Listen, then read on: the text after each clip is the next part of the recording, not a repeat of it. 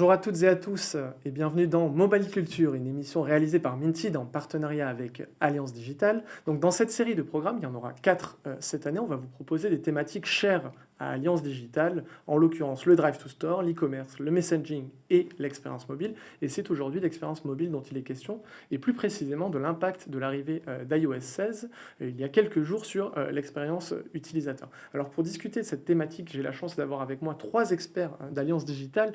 Patrick Mareuil d'Airship, bonjour Patrick. Bonjour. Renaud Ménéra de User Agents. Salut Nico. Et Christophe Lecourtois de Mediapost. Bonjour Bonjour. Christophe. Alors première question pour vous Renaud, on a un peu préparé cette émission évidemment, est-ce que vous me disiez, c'est que vous reteniez un peu en filigrane la volonté d'Apple de faciliter l'accès en temps réel aux services de l'iPhone, pas uniquement les services d'ailleurs made in Apple. Est-ce que vous pouvez nous expliquer pourquoi est-ce que vous faites ce constat à l'issue de la keynote de présentation d'iOS 16 ? C'est vrai qu'on connaît bien l'obsession d'Apple pour l'expérience client. Ça fait partie de leur ADN, c'est dans leur motto. Donc c'est pas une nouveauté. Et aujourd'hui, en tant qu'utilisateur, je crois qu'on constate tous dans notre vie quotidienne qu'on accède à 100-150 fois par jour à son téléphone. Et à chaque fois, on a cette petite friction. C'est-à-dire que tu veux utiliser ton téléphone. Et alors, il y a quelques années, il fallait le déverrouiller, mettre un code, chercher l'application, cliquer dessus, la télécharger dans le pire des cas. Et ça, 150 fois par jour, ça devient une friction. Donc l'ambition d'Apple, c'était de se dire, tant qu'on est dans son canapé ou autour d'une table et qu'il n'y a pas une urgence, c'est pas très grave. C'est un peu contraignant, mais c'est pas très grave. Aujourd'hui, notre smartphone, il nous sert de plus en plus dans la vie de tous les jours, quotidienne. On présente son ticket quand on est dans les transports en commun, en avion, en train, on paye avec son téléphone, on présente sa carte de fid avec son téléphone. Et tout ça, ça demande de l'interaction beaucoup plus rapide. Il y a une forme d'urgence. Et du coup, l'accès aux services tiers ou aux services d'Apple devient essentiel. Donc, comment on raccourcit le temps entre le moment où j'ai mon besoin et le moment où j'utilise réellement le service ? Je pense que c'est l'une des ambitions phares d'iOS 16, c'est de permettre, notamment à travers le lock screen, qui est le premier écran auquel on accède, et il y a des raccourcis, de faciliter, de rendre plus rapide cette expérience client, que ce soit au travers des live activities, des push notifications dont on reparlera, ou du fameux Dynamic Island, qui lui sert à la fois le lock screen et tous les écrans Alors Dynamic Island, qu'est-ce qui se cache sous ce nom un peu tropical En fait, c'est exotique. C'est une manière intéressante de renverser. C'est bien Apple. Ils ont renversé une contrainte, ce qu'ils avaient fait à l'époque peut-être avec le touchscreen sur le premier iPhone. Ils ont renversé une contrainte qui est aujourd'hui, tout téléphone, tout smartphone doit avoir en frontal une caméra pour faire des selfies, parce que qu'est-ce que serait notre monde sans selfie, si on pouvait plus en faire. Plus évidemment tous les capteurs qui permettent de gérer la biométrie, qui est un bon exemple de comment je raccourcis l'expérience pour accéder à un service, puisqu'aujourd'hui on ne fait plus de code, on a soit son pouce, soit la reconnaissance faciale. Donc ça fait déjà partie des ambitions, mais ça reste une contrainte, puisqu'il faut des capteurs qui sont visibles et qui ne permettent pas d'avoir un écran avec un visuel bord à bord. Et donc là, en fait, ils ont formé un habillage dynamique de cette contrainte avec des espaces cliquables qui vont permettre de proposer là aussi, encore une fois, sur tous les écrans de l'application, enfin du téléphone, des raccourcis vers deux applications tiers, généralement les applications qu'on est en train d'utiliser, et par exemple de pouvoir accéder directement à sa musique depuis un petit bouton qui cache en fait derrière le capteur de la caméra et du téléphone. Et ça se fait, cet accès, cette hiérarchisation des services qui seront accessibles via Dynamic Island, c'est chronologique ou ça peut être à l'initiative de l'utilisateur qui peut décider d'avoir toujours un accès direct à son appli Spotify ou Deezer par exemple ? On n'a pas encore étudié dans le détail, mais ce qu'on sait aujourd'hui, c'est qu'il y en a 2 qui vont être mises en avant et certainement les 2 les dernières utilisées, puisqu'il y a derrière tout ça, il y a aussi la notion de contexte et l'ambition à terme. Aujourd'hui, c'est encore l'utilisateur qui doit définir ce qu'il met dans le lock screen comme service. Demain, je pense que comme un peu il commence à le faire avec Siri, c'est que ça va être proactif, contextuel, et que c'est le téléphone qui va prendre la main et qui va te proposer, en fonction de ce qu'il détecte comme contexte, les services adaptés. Et du coup, pour les marques, parce qu'on est aussi un peu là pour les marques et les entreprises, l'enjeu, ça va être comment je déporte mon service, ces extraits d'applications. Apple a aussi lancé les mini-apps, on n'en parlera pas là parce que c'était il y a un an, mais ça fait aussi partie des moyens d'accéder rapidement à une application sans la télécharger. Donc on est toujours dans cette même dynamique de faciliter l'accès aux services. Et là, ça va être pareil.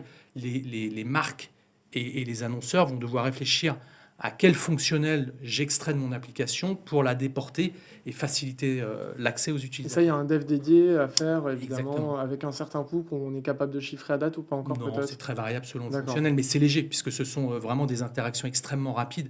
Donc on ne redéveloppe pas l'application, ça n'est qu'un extrait de l'application, donc il a déjà été développé dans l'application. Sur les Dynamic Island, après, ce qui est peut-être aussi intéressant de souligner, c'est le fait que désormais, de plus en plus, Apple pousse l'utilisateur à définir des profils en fonction des contextes d'utilisation.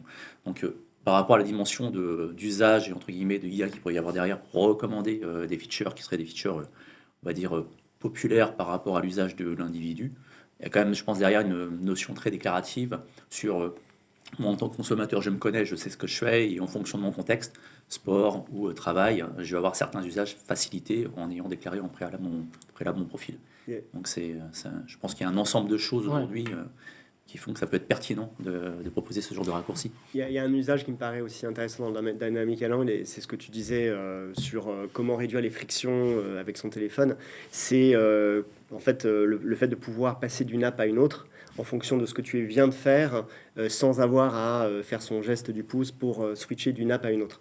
Donc ça aussi, c'est pour faciliter en fait l'accès aux différents services, ceux auxquels en fait on peut être sur plusieurs apps en même temps, on fait un copier-coller, on veut regarder quelque chose, en même temps écouter sa musique. Et ça répond aussi un peu à ça, c'est une sorte un peu de raccourci, de télécommande entre Ouais. les différentes Il y apps. aura moins de tendinite du pouce à venir dans les semaines. Et un autre sujet, une autre feature un peu dans cette logique-là, c'est les live activities. Là, on est un peu à mi-chemin entre le widget et la push notif. Est-ce que vous pouvez nous expliquer un peu? Ouais, bien sûr. Alors les live activities, c'est en quelque sorte un widget temporaire. Et c'est un emplacement en bas du lock screen. Ouais. Et ça permet en fait aux apps de donner accès à des informations utiles en temps réel, sans que l'utilisateur ait besoin d'aller dans l'app. Donc, on déporte encore sur Ouais, cet écran. exactement. C'est quoi les use cases? Alors les use cases, ça va être dans les médias, typiquement l'enterrement de la reine. Quelqu'un veut suivre vraiment en temps réel les différentes actualités. Il va pouvoir avoir dans la live activity les différents développements. Bien sûr, quand on veut suivre un match, on peut avoir les scores en temps réel, mais il peut y avoir également d'autres usages. Par exemple, j'attends ma livraison de repas, je vais savoir où en est le livreur, combien de temps je dois encore attendre. Et ça va aussi, je voyage, Ouais. et donc dans ma journée voyage, je vais avoir besoin de savoir quelle est la porte d'embarquement, à quelle heure je dois embarquer, etc. Donc toutes ces informations seront mises en temps réel, seront datées en temps réel et disponibles directement depuis l'écran. On est sur quel type d'opt-in? Il y a un opt-in dédié ou ça se fait si j'opt-in au push notif, en gros, j'opt-in aussi aux live activities? Alors, c'est pas tout à fait la même chose. L'opt-in aux notifications n'a pas d'impact sur le fait d'avoir des live activities. Aujourd'hui, ce qu'on constate dans la bêta qui est disponible, c'est que si l'utilisateur est dans l'application, il va avoir la possibilité d'avoir une live activity qui va s'afficher sur son écran. Donc là, c'est le développeur qui décide de ça. Mais l'utilisateur peut ensuite décider soit de garder cette live activity, soit de l'enlever. À terme, j'imagine mal comment on ne pourrait pas avoir un système de souscription parce que je vois vraiment l'utilisateur vouloir décider d'être informé Ouais. ou non pour le Puis il y a besoin de quoi. push s'il y a un live Elisabeth 2 qui se met en place, l'utilisateur n'a pas connaissance, il n'est pas sur l'app, il faut qu'il en soit notifié. Donc peut-être des ponts aussi entre push notif, live activity. Complètement. En fait, les informations d'update de cette live activity peuvent soit venir directement de l'application, soit par des push notifications.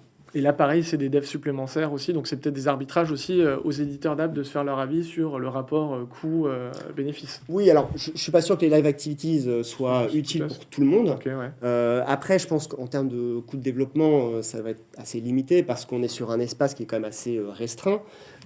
C'est vraiment de l'information qui est mise à la surface en fait, du téléphone.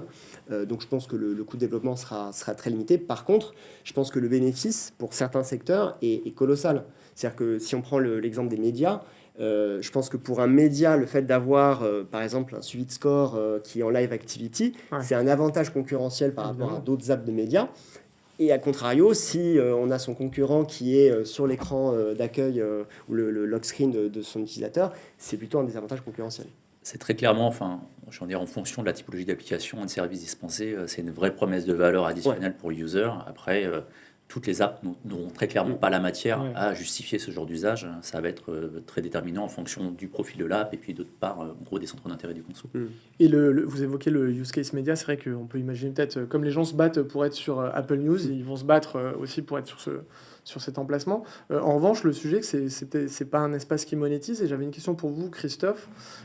On voit du coup qu'Apple déporte, en supprimant les frictions, déporte une partie de l'expérience depuis l'app vers le home screen. Est-ce que les éditeurs d'app doivent un peu s'inquiéter du fait qu'il se passe de plus en plus de choses au sein de l'écran d'accueil, un espace sur lequel ils n'ont pas la main, un peu comme par exemple la page de recherche de Google fait que les résultats sont donnés directement dans la page et de moins en moins sur le site de l'éditeur. Là encore, c'est la même logique, offrir le service rapidement, sans clic, etc. Apple, c'est un peu la même logique, donc est-ce que ça peut être inquiétant pour les éditeurs d'app? Pour les éditeurs, je ne sais pas. Après, effectivement, c'est une question de fond. C'est-à-dire, d'un côté, on a Apple qui propose à ses utilisateurs toujours plus, on va dire, de fonctionnalités qui doivent apporter de la valeur. Donc ça, c'est un levier essentiel pour eux parce que cette expérience, c'est un vecteur de rétention de leurs clients, de leurs utilisateurs, sachant que voilà, Apple, en termes de part de marché, c'est pas le leader mondial du marché du smartphone. Ouais. Et Apple, qui est très axé aussi sur la privacy du consommateur, c'est un argument de vente désormais qui est vraiment mis en valeur, notamment par rapport, on va dire, à l'écosystème concurrent numéro 1 qui est Android et qui est dominant sur le marché. Se pose la question aussi de ce que ça pourrait traduire en termes d'ambition, notamment publicitaire. On sait qu'aujourd'hui, il y a des sujets sur tout ce qui relève, on va dire, du search app sur l'App Store. On voit aujourd'hui Ils veulent qu'on lancer leur regarde... DSP. Voilà, si on regarde un peu les annonces aujourd'hui d'Apple, en tout cas les annonces au sens RH du terme, on voit qu'ils travaillent activement sur les sujets en lien avec les DSP. Donc il y a des ambitions publicitaires chez Apple qui sont très fortes aussi. Donc est-ce qu'il y a un intérêt pour la marque et par conséquent effectivement une captation de valeur potentielle par rapport aux éditeurs? On va dire le sujet en tout cas il peut être ouvert. Surtout qu'avec Apple, c'est toujours un peu black box. Je sais que sur l'exemple Apple News, les éditeurs n'arrivent jamais vraiment à savoir quels sont les critères de sélection, s'il y a un être humain, s'il y a un algo. Si Apple déporte une partie de l'audience dans l'éditeur, dans un environnement qu'il maîtrise plus, c'est aussi un problème de désintermédiation qui est problématique. Je pense que ce qu'il faut garder quand même en tête, en tout cas à date, c'est que l'espace, il est dédié vraiment à l'app, à l'éditeur de l'app. Ouais. Donc c'est lui qui a la maîtrise du contenu qui est affiché. Aujourd'hui, c'est pas un espace propriétaire Apple. On a bien sûr l'écran du téléphone, mais c'est customisable par l'utilisateur et c'est vraiment l'éditeur qui va choisir les informations qui sont affichées.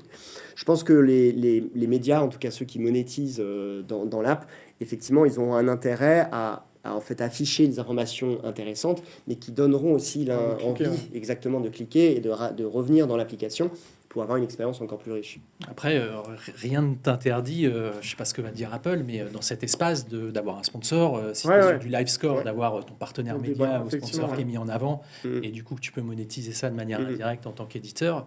Mais ce que tu dis est juste, aujourd'hui on est encore, c'est à la main de l'utilisateur. Chaque utilisateur va décider de ce qu'il met comme raccourci dans son lock screen et dans ses live activities.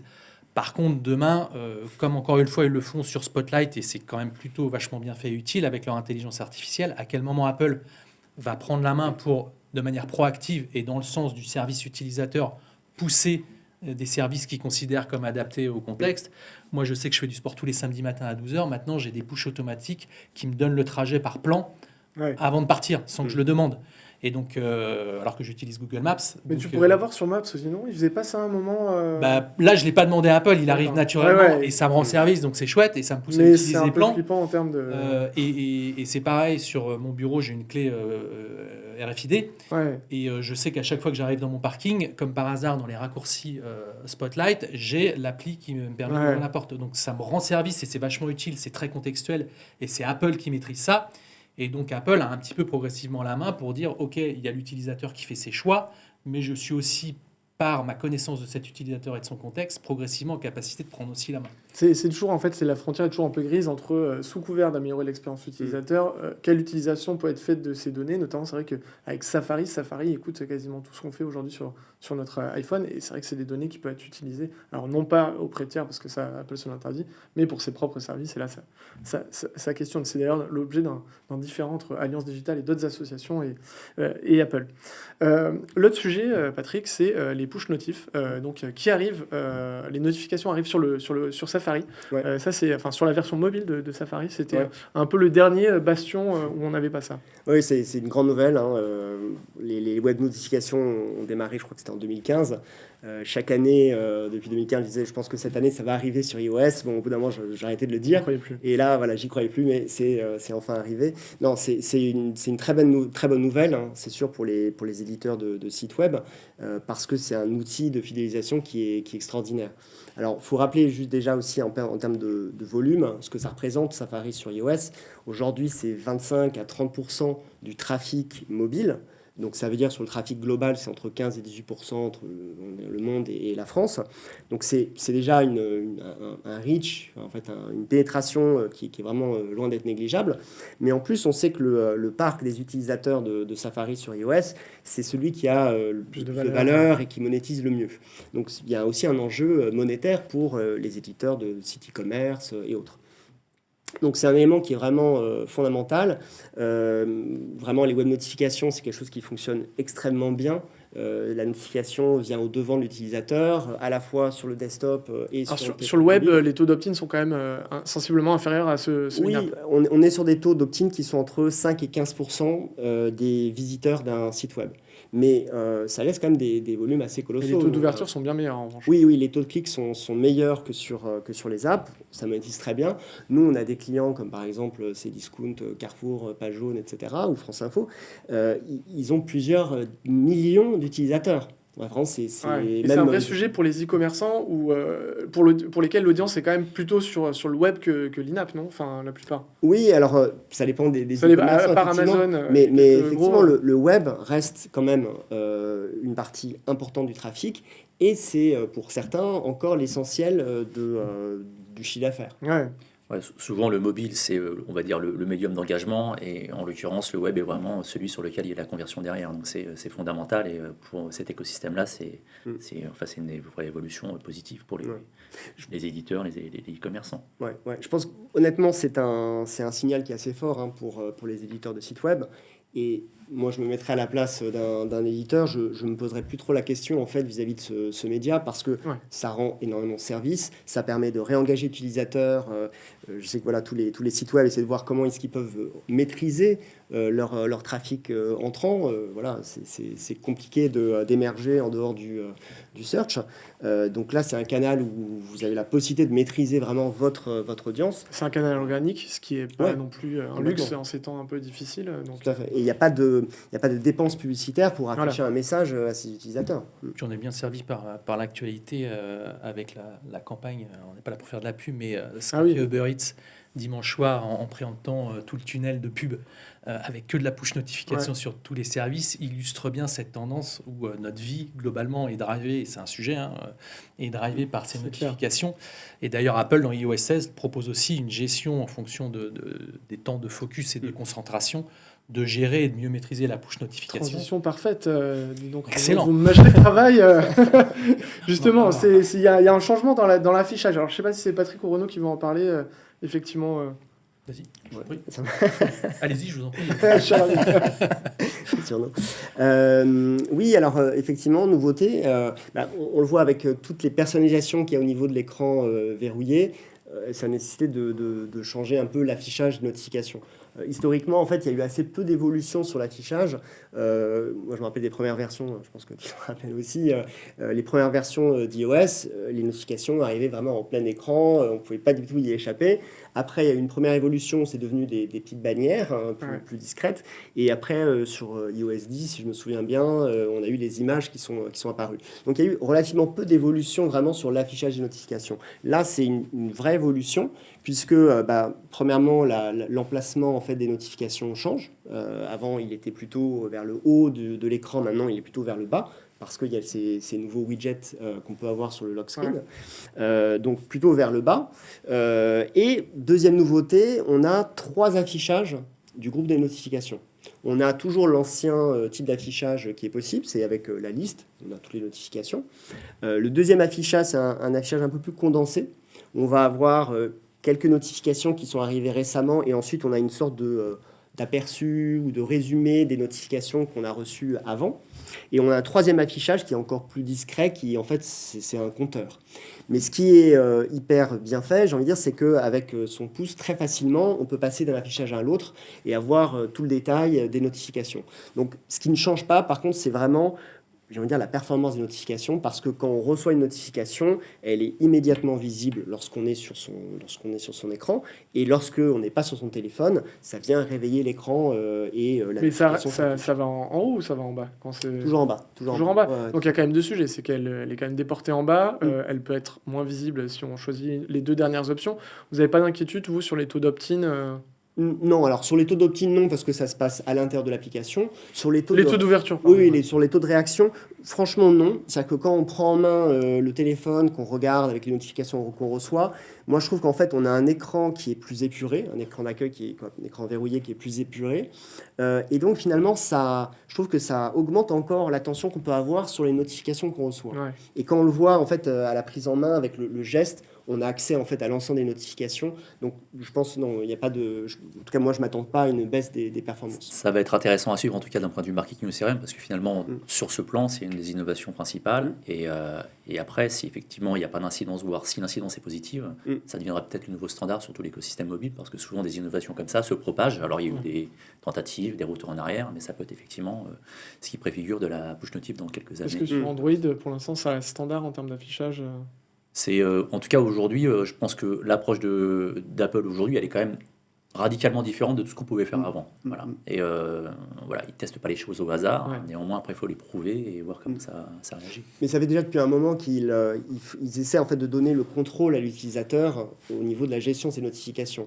On avait même un moment, l'intelligence artificielle est toujours présente pour pouvoir identifier lorsque une app, par exemple, n'est jamais lue, ou quand en fait, les notifications d'une app ne sont jamais lues. Et donc, Apple le téléphone va proposer de mettre en sourdine, par exemple, une notification. D'accord. Donc, on a toujours eu cette ambition en fait de donner le contrôle à l'utilisateur, de veiller un peu au bien-être mental, on va dire, des utilisateurs pour éviter trop de distractions.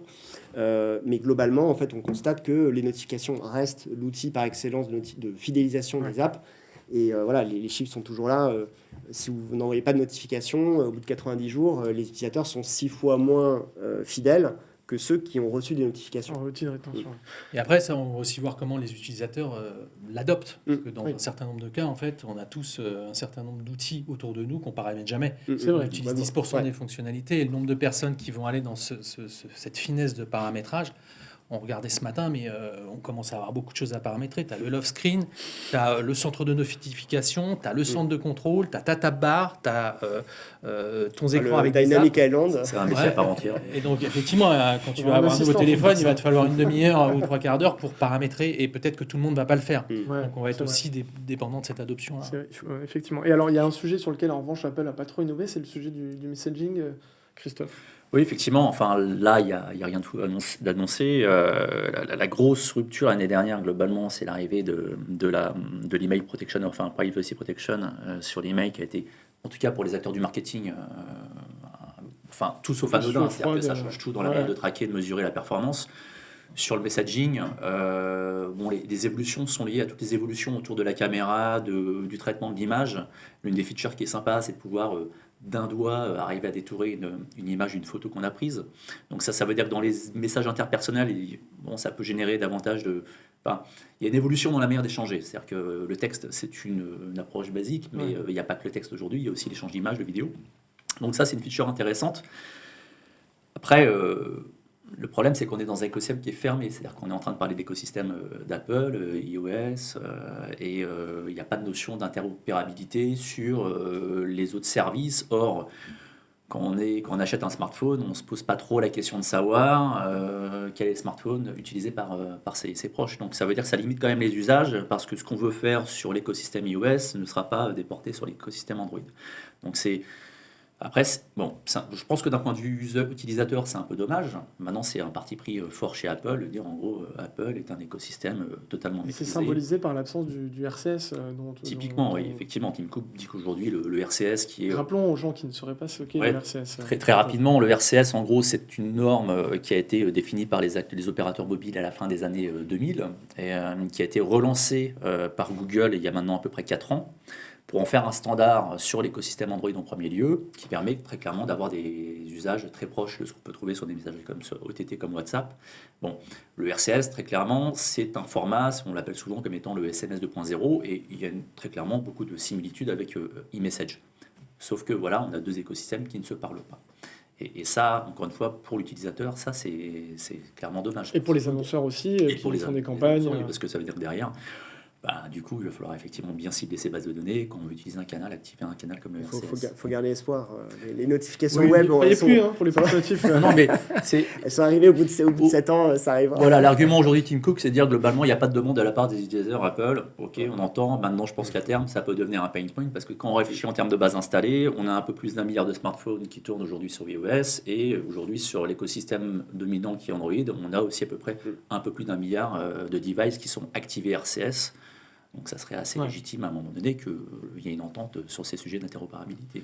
Il y a un autre service pour lequel il y a un peu d'évolution, Renaud, c'est l'Apple Wallet, qui devient de plus en plus, vous me disiez, une sorte d'identité, en fait. Est-ce que vous pouvez nous expliquer ce qui change avec ce service? Oui, cher Nicolas, mais je pense que c'est plutôt Patrick qui va parler de Wallet. Ça me semble Ok. plus Alors, raisonnable. Il est plus expert sur ce C'est sujet-là. un expert Wallet. Oui, alors effectivement, il y a plusieurs nouveautés sur iOS 16 au niveau du wallet. La première chose, c'est qu'il y a plus de possibilités d'avoir des clés. On avait précédemment la possibilité d'avoir des clés de voiture. Là, maintenant, il y a des serrures qui vont être compatibles et donc on va pouvoir avoir des clés de maison, des clés d'hôtel. Et donc, avec la possibilité de les partager avec des proches, de mettre des dates d'expiration. Donc ça, c'est quand même ultra utile. Ils font des Airbnb, par exemple. Par exemple, ouais. Donc c'est vraiment, je trouve ça très, très utile. Il y a aussi la possibilité en fait de stocker et de certifier des documents d'identité. Alors pas encore dans tous les pays, mais en tout cas aux États-Unis, vous aurez la possibilité d'avoir votre permis de conduire, votre carte d'identité stockée dans le wallet, et la possibilité d'échanger certaines informations de manière limitée et certifiée avec des sites. Par exemple, si vous devez prouver votre âge légal, vous avez la possibilité, grâce au wallet, de le prouver de manière certifiée avec ces sites. Et ce qui est, je trouve aussi intéressant, c'est la possibilité d'avoir un suivi de commande pour certains marchands. C'est-à-dire quand vous payez avec Apple Pay, vous allez pouvoir aussi, dans le wallet, pouvoir suivre l'évolution de la commande. Donc en fait, il y a de plus en plus d'usages et donc de plus en plus d'utilisation à attendre de l'Apple Wallet. Et aujourd'hui, on a des marques, on a des distributeurs, des compagnies aériennes qui utilisent le wallet pour les programmes de fidélité, pour aussi des cartes d'embarquement. Et donc, décupler les usages autour du wallet, ça va créer en fait encore plus d'intérêt de la part des marques pour ce wallet. Et il faut voir que ce n'est pas uniquement un outil de stockage, c'est aussi un outil de communication, puisqu'on peut envoyer des notifications auprès des utilisateurs qui ont des cartes dans ce wallet. C'est un point intéressant, effectivement, sur la notion de wallet. Souvent, il est un peu, je pense, dévalorisé par rapport au potentiel de l'outil. Ouais. Parce qu'on sait que faire télécharger une application, c'est extrêmement compliqué. Et en plus, une application, la faire télécharger, c'est pas simple. Et puis, assurer de la rétention derrière, c'est encore plus complexe. Le wallet, jusqu'à présent, était natif, sur iOS en tout cas. Et c'était un levier, on va dire, intermédiaire entre ce qu'on peut faire sur du web et ce qu'on fait dans l'application. Le wallet étant natif, globalement, l'ajout d'un pass, par exemple, était très simple. Il suffisait de cliquer sur un email ou un SMS. Un clic mobile permettait de jeter le pass. Donc ça, c'est un vrai confort et c'est un vrai... c'est une vraie alternative à l'application pour des usages très focus dans la dimension pratique, comme ce qui vient d'être évoqué, ou dans la dimension plus CRM, plus marketing. Et là-dessus, il y a quand même un point peut-être à souligner, c'est qu'en ce moment, il y a une procédure antitrust aux États-Unis à l'initiative des acteurs du bancaire. On a la chose un peu... on a les mêmes problématiques en Europe. Et ce qu'on note là, c'est que voilà, jusqu'à présent, il était natif et en dur sur le device. Aujourd'hui, on a Apple qui permet la suppression du wallet. C'est vraiment extrêmement étonnant. Il n'y a pas forcément de lien de cause à effet identifié entre les deux, mais c'est un vrai mouvement, quoi. Et après, le wallet, c'est un peu ce qu'on disait aussi sur les widgets, les live activities, Dynamic Island, les mini-apps. On est toujours dans, pour revenir sur les marques et les entreprises, comment... j'ai mon flagship, mon paquebot qui est mon application ou mon site, et derrière je vais avoir toutes ces extensions qui vont servir du fonctionnel très spécifique dans des contextes très spécifiques où je dois adapter ce que je propose à l'utilisateur. Et donc il y a, de notre point de vue, plutôt une complémentarité à aller chercher entre ce que tu proposes sur ton inventaire, site ou application que tu maîtrises totalement et qui répond à certains besoins, et tous ces petits besoins contextuels où tu vas aller chercher par des extensions de services un usage hyper rapide et adapté au contexte de l'utilisateur. Une dernière question, parce qu'on arrive au terme de cette émission. Donc, on a évoqué un peu tout ce qu'il y avait dans iOS 16. Qu'est-ce qui manque? Donc, on a évoqué le RCS. Est-ce qu'il y a d'autres choses que vous observez qu'Apple aurait pu sortir? Je ne sais pas qui veut s'exprimer là-dessus. On n'a pas beaucoup parlé, il y a de petites évolutions sur l'AR, mais pas énormes. Alors avec tout le bruit de fond du Web3... c'est vrai qu'Apple ne se positionne pas voilà, trop, on n'a pas autant vu Meta grand-chose et à arriver. fond. Ouais. C'est pas parce qu'on entend parler C'est qu'ils font vrai. rien, on les connaît. Mais en tout cas, à date, il n'y a pas d'annonce majeure sur cette partie crypto, Web3, Ouais. etc. Et AR qui va avec, c'est assez léger, l'évolution de la partie AR. Il y a Passkey, très vite, on en a parlé, ça c'est Ouais. bien, parce que c'est toujours dans la rapidité d'accès à un service, plus de password, c'est génial. Et puis je trouve que sur la partie RSE, à part la partie privacy dont il parle en permanence, sur le reste, il n'y a pas d'initiative sur l'éco-conception, ce genre de choses. À un moment, je pense que ça doit faire partie Oui, de leur l'obsolescence discours. programmée aussi, c'est Voilà, un vrai sujet chez eux. Ils ne l'ont pas spécialement mis en avant là. Donc voilà, je ne sais pas si ça manque, mais en tout cas, c'est pas mis en avant. Moi, je trouve que ce qui manque, c'est de pouvoir partager en fait sa batterie avec d'autres téléphones pour être souvent en vadrouille. C'est ce que j'allais dire, parce qu'on Ouais. déporte de plus en plus sur le smartphone, mais quand on n'a plus de batterie, on est vraiment dans la panade. Ouais, tout à fait. Du coup, Bon, après, ouais. moi, voilà, depuis de nombreuses années, j'étais à chaque fois en manque des notifications web, donc là, je suis servi. Voilà. Donc j'ai Vous vous plaignez pas. moins de frustration. Il a été bien servi. C'est déjà le terme de cette émission. Merci à tous les trois. Merci. Merci à tous les internautes qui nous ont suivis le temps de cette émission. Je vous propose de nous retrouver d'ici un petit mois pour une autre émission de Mobile Culture. Et en attendant, je vous souhaite une très bonne journée. Merci.